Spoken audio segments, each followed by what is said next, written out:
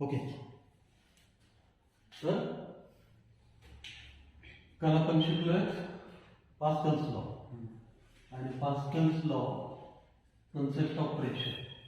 तर pressure is inversely defined as force per unit area. समजतं? मग याच्यावर जर प्रेशर कॉन्स्टंट राहत असेल तर force is proportional to area. समजतंय? मग more the force more should the area. Okay, जर फोर्स जास्त येत असेल, कुठं जास्त येतोय? हे डॅम आहे, ट्रॅपेझोइडल डॅम. कळतंय? असा डॅम असतो. हे रिव्हर लाईन आहे, रिव्हर लाईनला एक वॉल. काय फोर्स इज नाही इकडे जाईल ना. हा, आणि प्रेशर जर कॉन्स्टंट राहत असेल, ओके, तर फोर्स ओके प्रेशरला इन्व्हर्सली प्रोपोर्शनल. ओके, समजतंय? कळतंय? आणि तेच सांगायचं आहे की प्रेशरवर आपण जेव्हा क्वेश्चन डील करतो तेव्हा सगळं काही चेंज होतं. ओके, तर लागणारा फोर्स महत्वाचा असतो. ओके, तर हे दोन फोर्सेस आहेत. एक ह्या डॅमसाठी, डॅमवरचे हे येणारे जे फोर्सेस आहेत, ओके, तर ते सस्टेन करण्यासाठी ह्या वॉलच्या ओके विड्थ किंवा क्रॉस सेक्शन किती असावा. समजतंय? तर हा मॅनेज करणारा फोर्स. जेवढा फोर्स जास्त तेवढ्या वॉल्स तगड्या लागतील, मोठ्या लागतील, स्ट्रेंथियर लागतील. तसंच हाच दुसरा कन्सेप्ट काय आहे? नाही, चाकूने एखाद्या वस्तू कापतात, ओके, तर त्या वस्तू कापण्यासाठी फोर्स कमी लागायला हवा की जास्त लागायला हवा? तर ऑब्व्हियसली कमी लागायला हवा. मग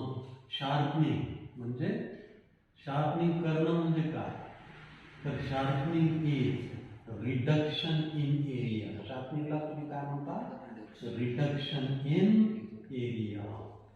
तर एरियामध्ये रिडक्शन करणं लक्षात येतं. मग फोर्स कमी लागेल. आणि जर ब्लंट एजेस असतील तर खूप फोर्स लावावा लागतो कटिंगसाठी. ओके, समजतंय? हे काही कन्फ्युजन नाही आहे. ओके, तर प्रेशर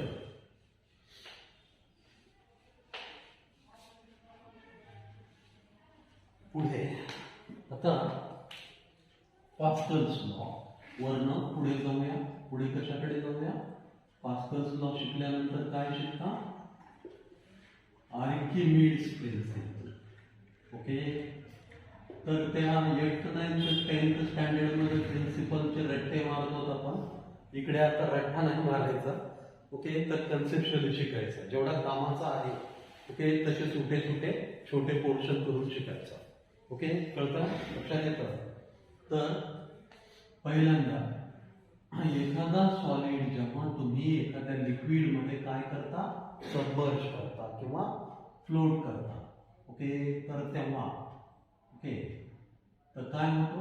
जेवढा हा पोर्शन त्याचा सबमर्ज झाला किंवा जेवढा पोर्शन सबमर्ज आहे, ओके, तर तेवढा समजा हा इथपर्यंत आहे, तर त्याने किती लिक्विड एक्सप्लोड केला असेल, डिस्प्लेस केला असेल, तर जेवढा पोर्शन इमर्ज झाला तेवढा पोर्शन लिक्विड ओके त्यानं एक्सप्लोड केला असेल, डिस्प्लेस केला असेल. ओके, तर काय म्हणाल तुम्ही? ओके, पहिली स्टेटमेंट, तर व्हॉल्यूम ऑफ ओके कसलं पोर्शन आहे? हा तर इमर्स्ड पोर्शन आहे. Okay, volume of immersed portion, volume of immersed portion okay of solid. Okay, immersed portion of solid is equal to volume of displaced quantity of liquid, volume of displaced liquid. एवढं समजतं? काही confusion नाही आहे? Okay, पहिली statement. Okay, छोट्या statement करायचे आहेत आपल्याला. दुसरी स्टेटमेंट, वेट ही एक खूप अपॅरंट संकल्पना आहे. ओके, मास ही एक ओके अटॅच्ड कन्सेप्ट आहे. मास कधीही बदलत नसतो, पण वेट सतत चेंज होतो. ग्रॅव्हिटेशन मध्ये बघितलंय तुम्ही की हाऊ वेट्स आर व्हॅरिंग. की अगदी काही ठिकाणी वेट 0 पण होऊ शकतो at the centre of earth. Okay, in okay कशाचा वेट, तर एखादा ॲस्ट्रोनॉट असेल, okay, who is travelling inside the any space shuttle, जी युनिफॉर्म मोशन मूव्ह होते, ओके, त्याचा वेट काय असेल 0. समजताय? तर हे वेट सतत चेंज होणारे कन्सेप्ट आहे. ओके, तर वेट कशाचा वेट आहे, तर वेट ऑफ सॉलिड. ह्याच्यात फक्त इमर्सिव्ह पोर्शन म्हणतात का, नाही, कसला पोर्शन, अख्खा पोर्शन. ओके, तर weight of solid, okay, whole weight of solid is equal to weight of बोला immersed portion of बोला immersed portion of solid, किंवा त्याला काय म्हणता तुम्ही, weight of displaced liquid is equal to weight of displaced liquid, weight of displaced liquid. कळतंय? या दोन्ही स्टेटमेंट लक्षात आल्या. ओके, तर इन जनरल आपण 8-9च्या स्टँडर्डमध्ये जे आर्किमिडीज प्रिन्सिपल शिकतोय त्याच्यामध्ये ह्या 2 स्टेटमेंटचा रट्टा मारतो. ओके, पण ह्या 2 स्टेटमेंटशी फार काही आपल्याला इकडे देणं घेणं नाही.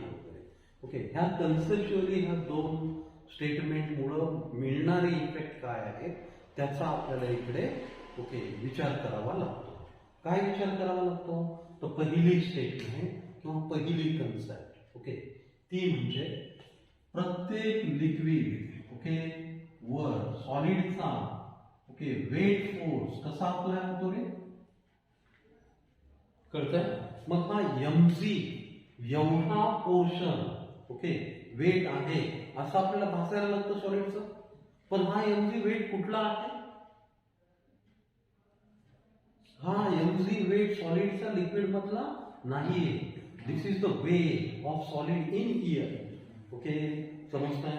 ओके, काही कन्फ्युजन आहे. ओके, जेव्हा हा सॉलिड लिक्विड मध्ये इन्सर्ट होतो, लिक्विड मध्ये ठेवला जातो, तेव्हा लिक्विड त्याला एक अपथ्रस्ट ओके एक रेजिस्टन्स ओके ऑफर करतो.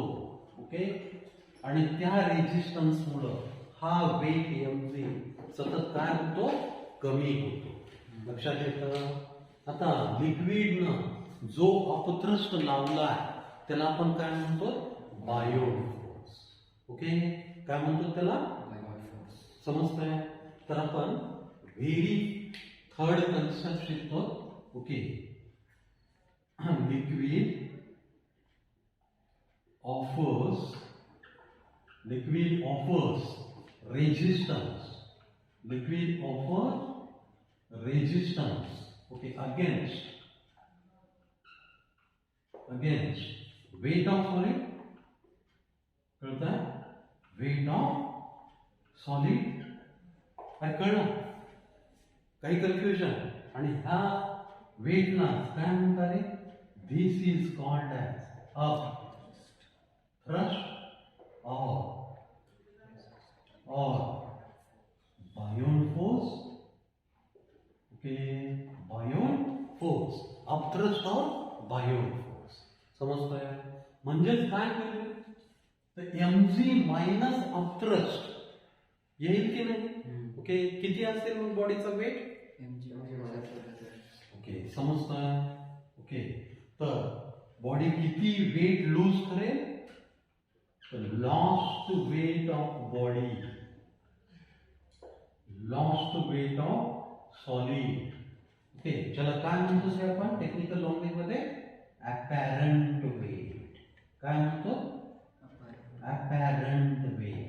what is this apparent weight, weight of the body lost inside the water. Okay, आणि प्रत्येक सॉलिड वॉटर मध्ये काय करतो, काही वेट लूज करतो. ओके, तर त्याला आपण काय म्हणतो, अपॅरंट वेट किंवा लॉस्ट वेट. समजतंय? कळतंय?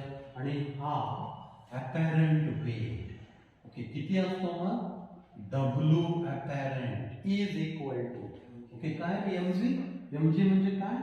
Weight of body in air, weight of body in air minus weight of, okay, किंवा काय अपथ्रस्ट म्हणा याला काय म्हणतात? अपथ्रस्ट म्हणजेच काय? Beyond force. समजतंय? लक्षात येतं?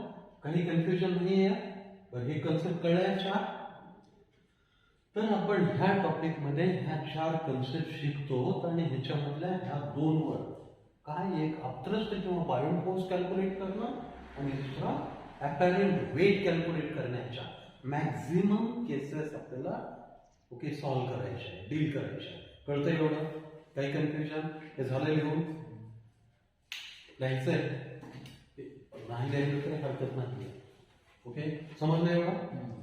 आता कन्सेप्ट ऑफ बायोंड फोर्स कडे जाऊया. कन्सेप्ट ऑफ बायोंड फोर्स काय करतात? ओके, तर त्याच्यासाठी 3 केसेस कन्सिडर करूयात आपण. कोणत्या 3 केसेस? की फ्लोटिंग, सिंक्ड आणि जस्ट सबमर्ज आणि सबमर्ज. ओके, ही कसली बॉडी आहे? हे काय आहे? वॉटर लेवल किंवा लिक्विड लेवल. ओके, हे आहे लिक्विड लेवल. समजतं? कळतं? आता ह्याच्यामध्ये ही बॉडी कशी आहे? बोला, ही बॉडी काय म्हणालेला? फ्लोटिंग. इथं काय? रो ऑफ सॉलिड आणि हा आहे रो ऑफ लिक्विड. मग काय होईल इथं? Rho of solid is less than rho of liquid. म्हणून काय होते? केस कशाची मिळते तुम्हाला? Floating. Okay, this is the case of floating. समजतंय? काही कन्फ्युजन? बिलकुल नाही. पुढे इथं काय होतं?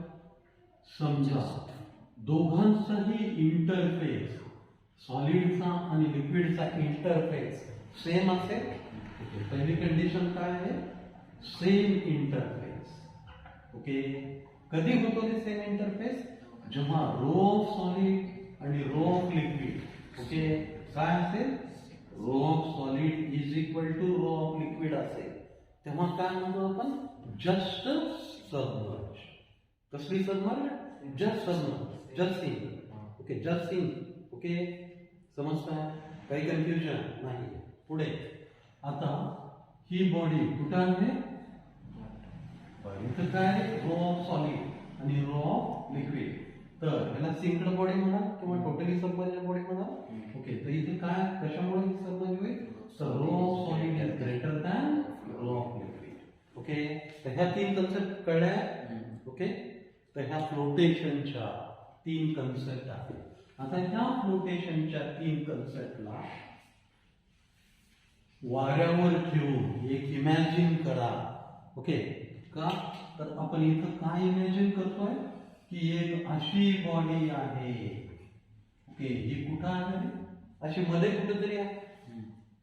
केसेस 3च असू शकतात. म्हणजे ही काय?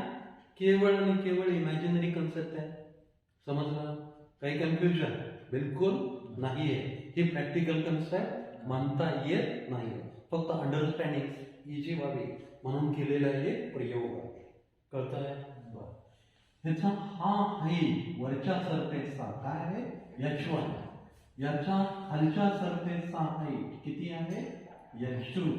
लक्षात येतं? h1 लक्षात आला, h2 लक्षात आला. मग काय म्हणता तुम्ही? Pressure P1 is the pressure of okay top surface और upper surface okay of body, आणि तो किती असेल? h1 ρg. समजताय?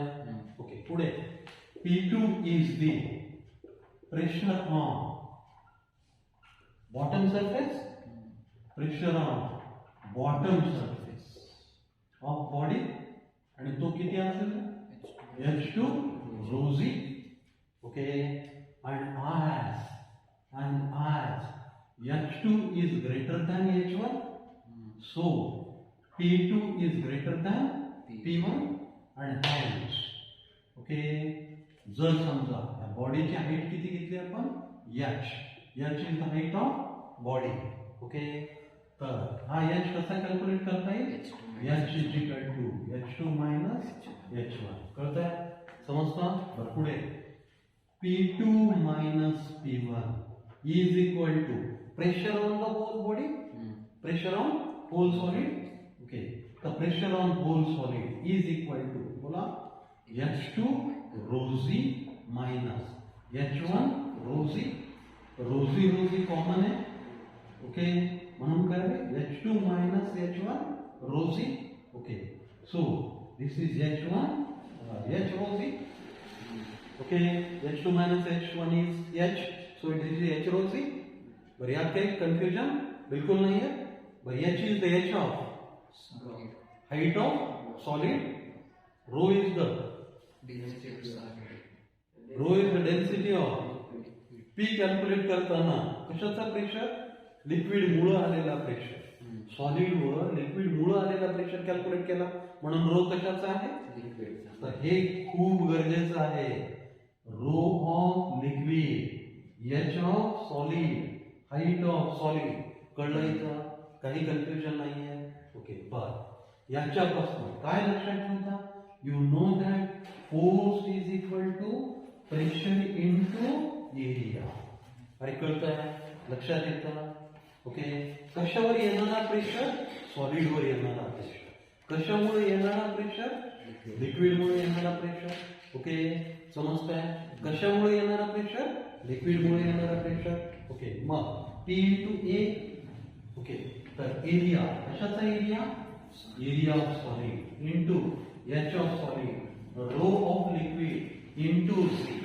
ओके बोला A of solid H of solid H आणि A चा प्रोडक्ट काय होईल व्हॉल्यूम ऑफ सॉलिड आणि म्हणून काय होईल volume of solid into density of liquid into C is equal to force आणि ह्या फोर्सला आपण काय म्हणतो अपथ्रस्ट और बायोट फोर्स ओके तर याचा युनिव्हर्सल फॉर्म्युला लक्षात राहतोय इथं कन्फ्युजन नकोय okay volume of solid density of liquid कळतंय सगळ्या स्टेटमेंट लिहित बसू नका फाइनल स्टेटमेंट पर फोकस करा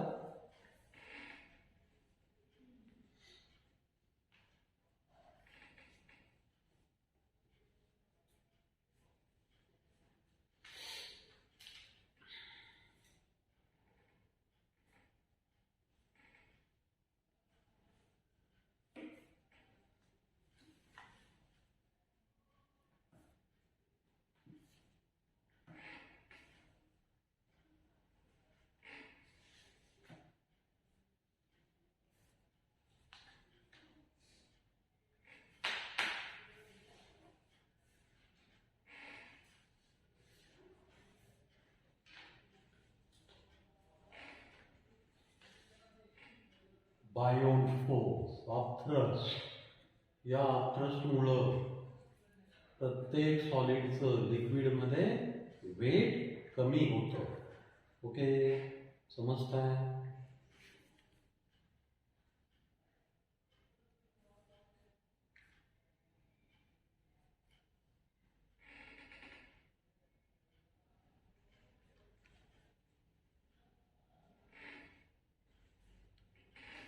या टॉपिकवर आजपर्यंत ना म्हणावे त्या क्वालिटीचे क्वेश्चन विचारले गेले नाहीत किंवा म्हणावे तेवढे क्वेश्चन विचारले गेले नाहीत म्हणून जेवढे तुम्ही प्रत्येक ह्यांचे टेस्ट पेपर्स बघता तर त्या टेस्ट पेपरमध्ये प्रत्येक वेळी असा विचार केला जातो की या टॉपिकवर यावेळी निश्चित क्वेश्चन येईल आणि खूप व्हरायटीचे क्वेश्चन टाकले जातात ओके सगळ्या टेस्ट पेपर्समध्ये खूप व्हरायटीचे क्वेश्चन मिळतात पण फायनली एक्झाममध्ये आलेल्या क्वेश्चन्समध्ये या टॉपिकवर ओके खूप रेअर क्वेश्चन्स आहेत ऑलमोस्ट क्वेश्चन्स हे या टॉपिकचा जो लास्ट पार्ट आहे ज्याला काय म्हणतात सरफेस टेन्शन तर त्याच्यावर आहे ओके पण मेडिकल सायन्सेसमध्ये ह्या टॉपिकचे टिपिकल इम्पॉर्टन्स आहे आणि पोर्शन अख्ख्या पोर्शनवर क्वेश्चन्स विचारले जातात आणि दरवेळी असं काहीतरी चेंज घडतो ओके तर त्याच्यामुळं फक्त एक्झाम ओरिएंटेड स्टडी करू नका प्राथमिकता त्याला द्यायचीच आपल्याला, प्रेफरन्स त्याला द्यावाच लागेल, पण त्याच्याबरोबरच असे अनकवर्ड पोर्शन ओके वर पण फोकस करणं गरजेचं आहे. ओके, लक्षात येत आहे?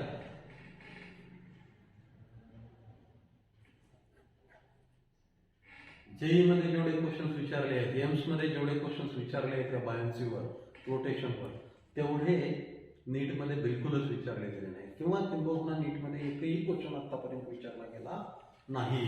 ओके, पण विचारणं कधीही ह्या गोष्टी घडू शकतात.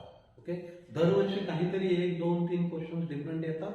ओके, पॅटर्नला सोडून येतात, आणि दरवर्षी लोकांच्या म्हणजे सगळ्या टीचर्सच्या डोक्यात असतो हा टॉपिक. ओके, समजतंय? त्याच्यामुळे जरा सिरियसली घ्या. क्वेश्चन्स नाही दिसले म्हणून इग्नोर करू नका. कळलं? समजतंय? बर, पुढची कन्सेप्ट कशाची? अपॅरंट वेट. अपॅरंट वेट म्हणजे काय? Weight lost by solid in liquid. Okay, apparent weight. To calculate apparent weight of solid. Apparent weight म्हणजे काय? Lost weight of solid. Lost weight okay of solid okay in liquid. Lost weight of solid in liquid. तर प्रत्येक solid liquid मध्ये submerge केल्यानंतर किंवा float होतो तेव्हा त्याचा काही वेट लॉस होतो. तो कुठं जातो? ओके, समजताय? तर weight of solid okay in air. आपण इन जनरल वेट कुठे करतो? एअर मध्ये. ओके, मायनस काय होतं रे? लिक्विड मधनं एक रेजिस्टन्स ऑफर होतो, आणि त्या रेजिस्टन्सला तुम्ही काय म्हणता? बायोट फोर्स म्हणता. समजलं? काही कन्फ्युजन बिलकुल नाहीये. ओके, तर हा बायोट फोर्स अपोजिशन आहे. ओके, आता काय होतं? तर समजा हा सॉलिड आहे, तर ह्या सॉलिडचा वेट कुठल्या दिशेने येतो? ओके, आणि ही जी बायोट ऍक्शन आहे किंवा अपथ्रस्ट आहे ही कोणत्या दिशेने येते? समजताय? बरं, ह्या दोघांच्याही डायरेक्शन्स कशा असतात? Opposite to each other. Okay, समजतं? मग त्याचा परिणाम काय होईल? तर वेट कमी होण्यामध्ये होईल. लक्षात येतं? मग आपण काय करायला पाहिजे? तर lost weight is the remaining weight असेल ना कुठला? सॉलिड मध्ये, लिक्विड मध्ये सॉलिडचा, म्हणजे वेट इन एअर जे आहे, मग ते लिक्विड मध्ये गेल्यावर बायोस अप्लाय होईल. जेवढी बायोस असेल तेवढा लॉस्ट वेट असेल. ओके, हो, अपॅरंट वेट म्हणजेच okay remaining weight, reminder weight म्हणजे सॉलिडचा जो टिकलेला वेट. समजताय? तर सॉलिडचा जो टिकलेला वेट आहे त्यालाच आपण अपॅरंट वेट म्हणतो. समजतं? लॉस्ट वेट म्हणजे बायोस. तर weight of solid in liquid. Okay, समजतंय? Weight of solid in liquid. कळला? काही कन्फ्युजन नाहीये. ओके, पुढे बोला. काय होईल मग? तर weight of solid in air काय असतो रे? एम इंटू झी मायनस हा काय असेल? एम कशाचा? एम डिस्प्लेसमेंटचा इंटू झी. ओके, मग काय होईल? हा M minus M displacement. Okay, M minus M displacement into G is equal to okay reminder पोर्शनचा वेट. बरं, याच्या बाबतीत काही वाद नाही आता. समजतंय हे? लक्षात येतं? बरं, पुढे जाऊया. ह्या मासला काय म्हणतात? Rho of solid, V of solid. Okay, rho of solid, V of solid into G. पुढे मायनस रो ऑफ ओके कशाचा? रो लिक्विडचा, डिस्प्लेस्ड क्वांटिटी ऑफ लिक्विडचा. ओके, पुढे व्हॉल्यूम ऑफ सॉलिडचा आणि झी. ओके, बर, इथं व्हीएस सारखेच का घेतले? ओके, तर आपण कसा कन्सिडर केला होता? हे लेवल आहे आणि आपण असा ओके टोटली ओके मध्ये कन्सिडर केला होता म्हणून आपण दोन्ही वॉल्यूम सेम घेतले, पण ते असतातच सेम असं काही आहे का? नाही, बऱ्याच वेळा काय असतं, फ्लोटेड असतो. लक्षात येते काही पोर्शन ओके ओपन असतो. समजतं, काही कन्फ्युजन नाही. मग हा ओके वेट किती येईल बोला, तर rho S minus rho L, काही confusion, into B S into C. Okay and this is the apparent. Okay this is the reminder weight. कळला? काही कन्फ्युजन बिलकुल नाहीये, कॉन्सेप्ट क्लिअर आहे, समजलं? ओके बायो फोर्सचा फॉर्म्युला कळला, अपॅरंट वेटचा फॉर्म्युला कळला. ओके क्लिअर आहे हे?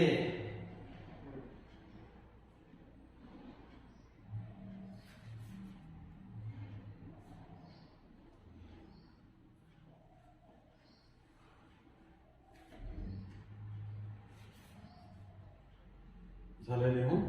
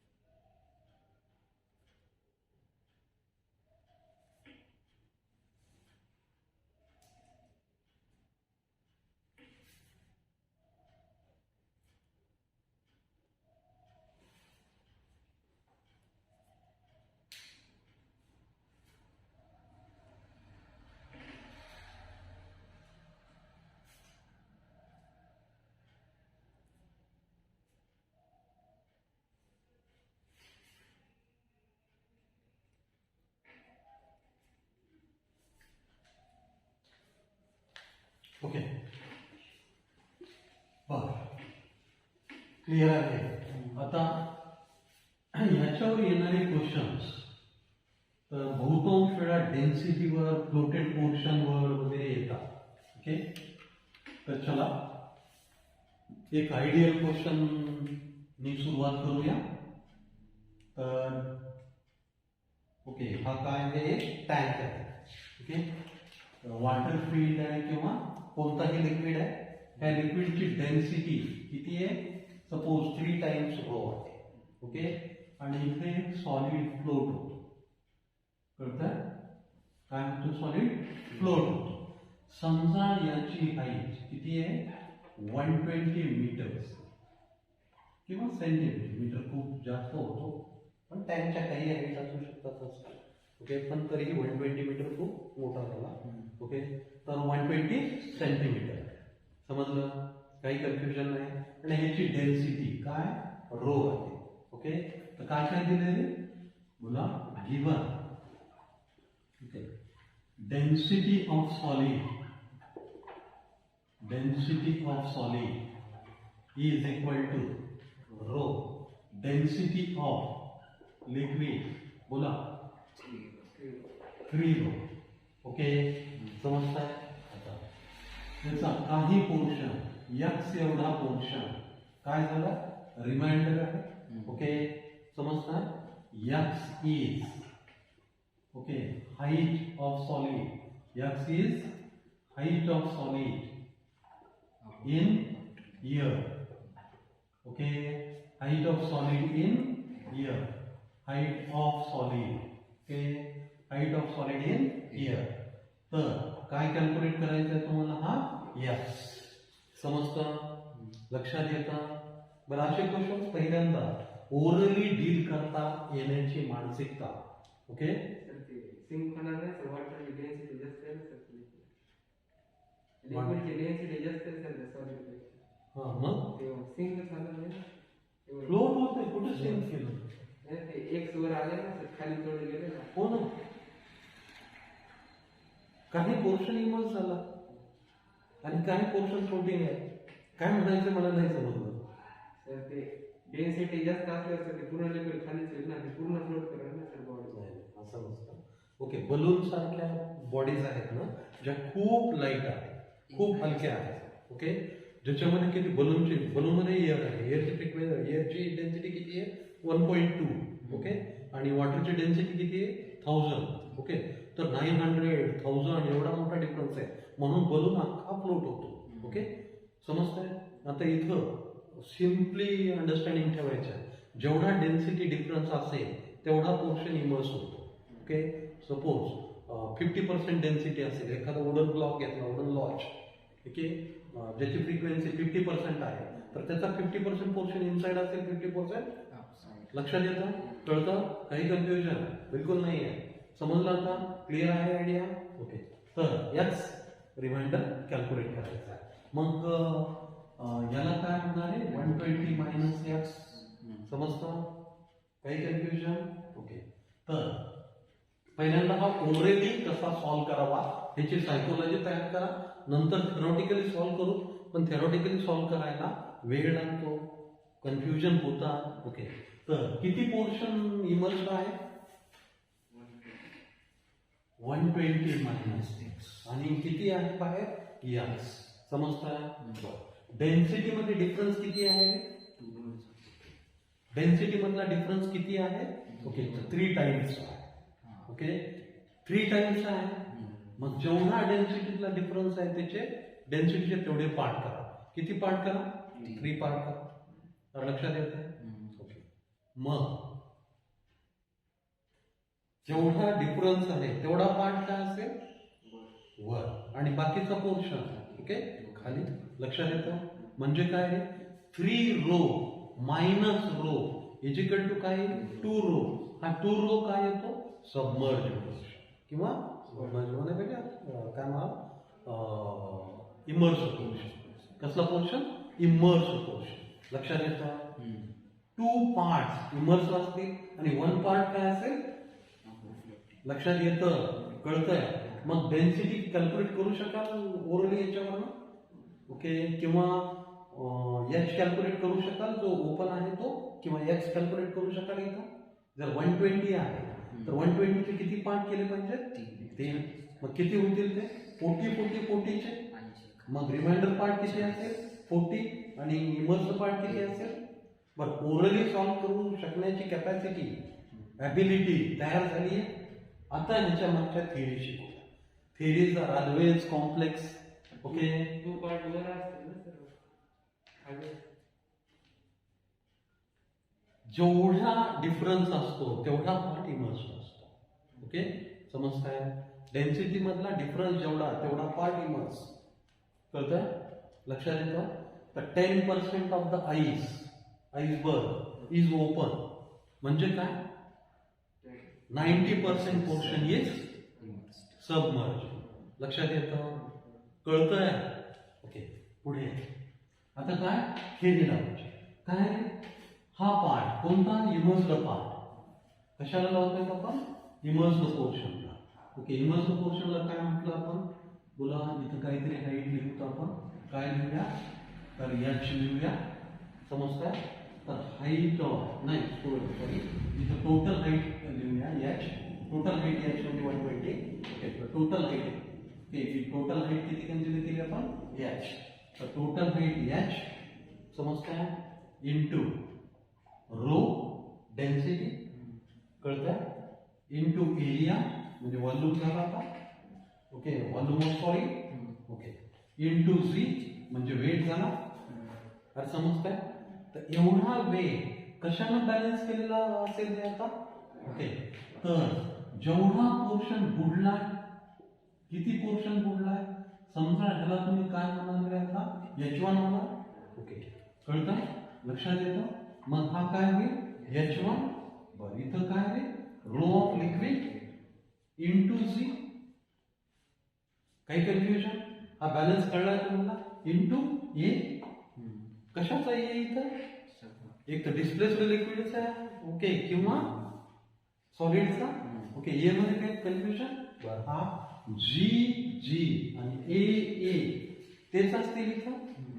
बरं, इथं काय दिलं? एच. एच किती दिला आहे? 120. Okay, into rho okay is equal to H1 किती आहे 120 मायनस वरचा पोर्शन काय दिला x इमर्सचा पोर्शन किती आहे 120 मायनस x रो किती दिलाय 3 रो अरे rho of liquid is equal to 3 rho समजतं मग काय होईल rho and rho gets cancel so you will get 120 is equal to 120 minus x okay into 3 हा 3 जर इकडे आला तर काय होईल 40 तर समजतं लक्षात येतं 40 इज इक्वल टू बोला 120 मायनस x ओके काहीतरी गलत केलं आपण हा आपण H1 काय कन्सिडर करायला हवा होता हा ओके 120 मायनस x इथं वर x कन्सिडर करून हा कन्सिडर करायला पाहिजे होता तर ओके आला असता मग काय येईल बोला इथं हा 120 इकडे आला तर काय minus 80 is equal to minus x आणि मग काय झाला ऍक्च्युली हा H1 यायला पाहिजे ना समजतंय तर एवढा इमर्सचा पोर्शन असेल आणि बाकीचा पोर्शन हा फ्लोटेड असेल ओके कळतंय का समजतंय काही कन्फ्युजन तर ह्या थेरीज ओके खूप कॉम्प्लेक्स आहेत असतात वगैरे ओके ते इमर्सचा पोर्शनचा हा 120 मायनस x ओके लिहिण्याच्या ऐवजी काय लिहायला पाहिजे तिथं ओके तर H1 लिहायला पाहिजे ओके समजतंय आणि मग या आलेला आन्सर काय यायला पाहिजे तर आपल्याला इमर्सचा पोर्शनचा यायला पाहिजे कळलं ओके काही कन्फ्युजन याच्यात बरं हे समजलं त्या थेरीज लावून कॅल्क्युलेट करणं 1-2 मिनिटाचं सहज करू शकतं ओके आता कुठलेही क्वेश्चन थेरॉटिकली डील कसे करायचे चला एक क्वेश्चन आहे wooden logs okay wooden logs त्याचा किती पोर्शन ओपन आहे ओके तर 2/3 पोर्शन ओपन आहे 1/3 2/3 पोर्शन सबमर्ज्ड आहे किंवा इमर्ज्ड आहे 1/3 पोर्शन ओपन आहे ओके तर what is density of wooden logs आणि हे काय लिक्विड वॉटर बोला in standard water a wooden lodge is immersed and its 1/3 portion is open to air and 2/3 is immersed into the water what is density of wooden lodge बोला तर किती density असेल जेवढा okay immersed portion असेल okay तेवढा into density of liquid is the density of wood कळला आता हा लक्षातच ठेवायचा आहे समजताय मग काय 2/3 into 1000 is equal to rho of wood मग किती येईल 666.66 is equal to rho of wood अरे समजताय कळतंय का काही कन्फ्युजन ओके समजला ओके बरं असे क्वेश्चन डील करता येतील ओरली आता पुढे आणखी एखादा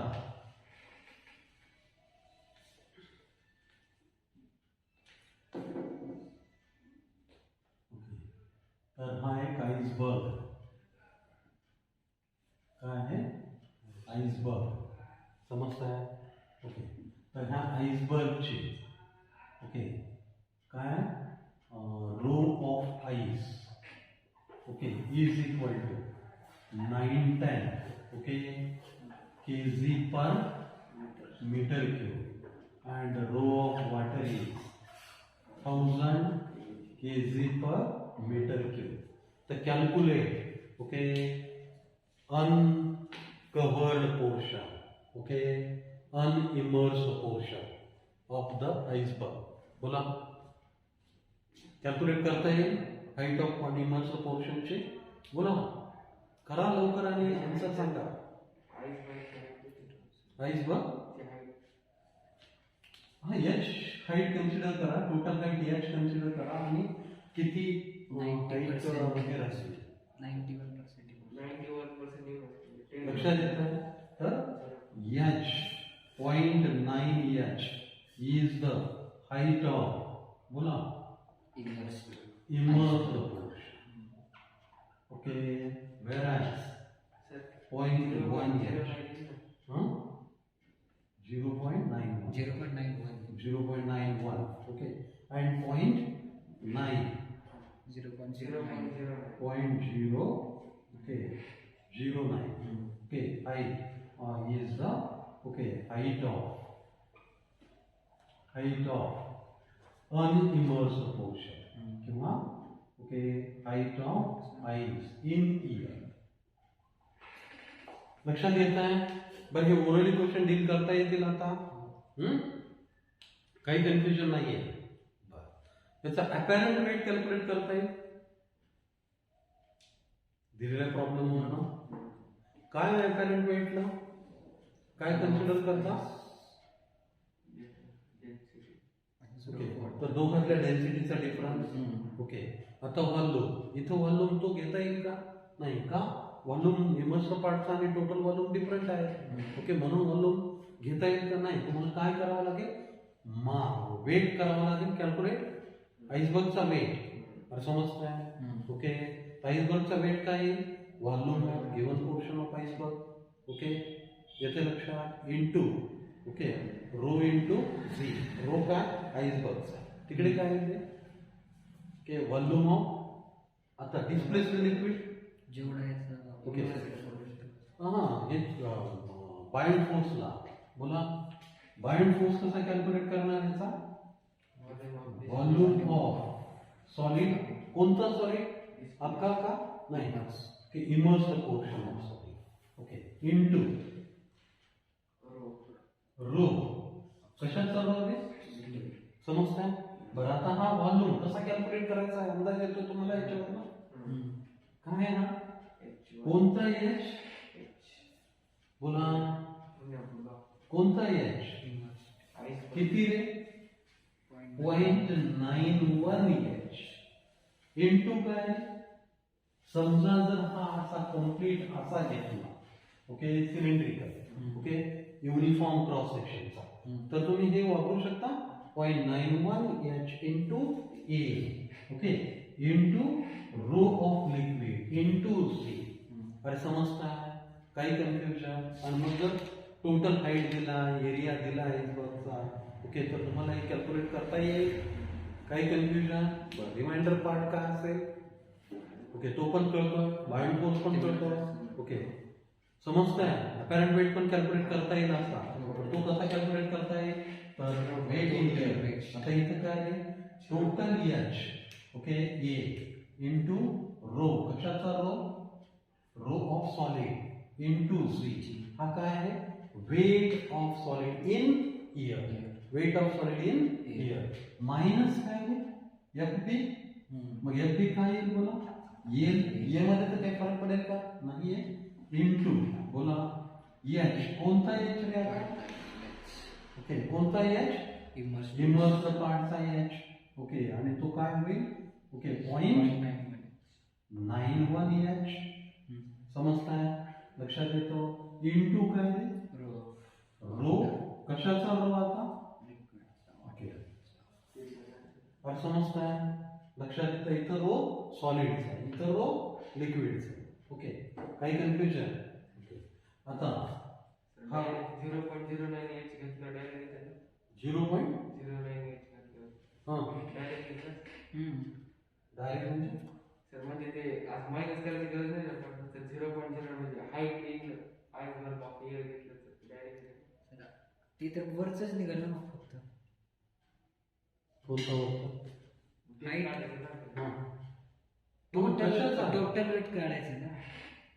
टोटल वेट नाही काढायचं आपण अपॅरंट वेट किंवा हे करतोय आपण. ओके आपण भेटत आलं ना हो ना होतो हा. अरे हा बायोन फोर्स आहे. बायोन फोर्स आहे ओके टोटल तर बायोन फोर्स मुळे ओके लॉस झालेला वेट आहे. बायोन फोर्स म्हणजे लॉस झालेला वेट समजताय. डिस्प्लेस्ड क्वांटिटी ऑफ लिक्विड एवढा वेट लॉस होतो आणि आता ओके रिमाइंडर वेट ओके तर तो काढतो अपॅरंट वेट. मग काय ना okay weight in air minus weight in. समजताय लक्षात येतं काही कन्फ्युजन. ओके बघ मग ए कॉमन आहे एच कॉमन आहे ओके अरे सारखे आहेत ना ए आणि एच बोला पुढे 1 ओके मायनस ओके जी पण कॉन्स्टंट आहे जी पण कॉमन आहे ए एच जी बोला पुढे काय ए झाला, एच झाला, जी झाला. आता काय रे, रो यस मायनस रो, किती रो आहे, 0.91 रो. काय करतोय इथे, 0.91 रो लिक्विड. समजताय, इज. आता रो सॉलिड जर दिला, माहिती असतो, रो लिक्विड दिला, कळतंय. ओके, बरं, हाईट्स दिले, तर हे सगळं कॅल्क्युलेट करता येईल अपॅरंट वेट. येतोय अंदाज. तर असे क्वेश्चन सहज असतात, डील करता यायला हवे. आतापर्यंत विचारले नाही म्हणून ओके सोडून देऊ नका. बरं, कळतंय, येतोय अंदाज, काही कन्फ्युजन नाही. बरं, आर्किमिडीजच्या बाबतीत काय लक्षात ठेवायच्या, 4 गोष्टी. कोणत्या, okay, displace the quantity of liquid. Displace the volume of liquid is equal to volume of the immersed portion of liquid. Okay. Second, weight of displaced quantity of liquid is equal to weight of solid in liquid. Weight of solid in liquid. Okay, समजतंय, लक्षात येतं. पुढे concept of bound force. काय bound फोर्सचा formula, V of solid, rho of liquid into L. Okay, sorry, into Z. Okay, rho of liquid, हे विसरायलाच नको. V of solid, rho of liquid into Z. लक्षात राहील, काही कन्फ्युजन बिलकुल नाही. आणि मग concept of okay lost weight आणि concept of reminder weight. Okay, concept of lost weight आणि concept of reminder weight. FB म्हणजे काय रे, लॉस्ट वेट. ओके, आणि मग FB न सबट्रॅक्ट केलं तर काय राहील, रिमाइंडर वेट, अपॅरंट वेट.